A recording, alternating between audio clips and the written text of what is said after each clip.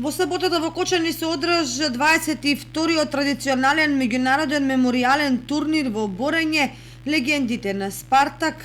На турнирот учествуваа околу 100 борачи од македонски клубови, како и од клубовите од Грција и од Бугарија во машка и во женска конкуренција. Турнирот го прогласи за отворен градоначалникот на општина Кочани Љупчо Папазов, кој ги поздрави присутните, посакувајќи им успех во надпреварите.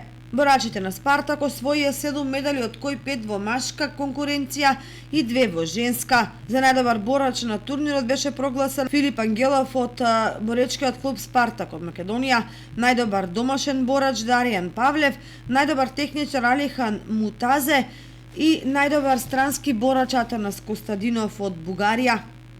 Меѓународниот меморијален турнир во борење легендите на Спартак, кој секоја година го организира боречкиот клуб Спартак од Кочани, уште еднаш покажаа дека се одлични организатори на овогодишниот турнир. Оттаму најавија дека легендите на Спартак продолжуваат и наредната година.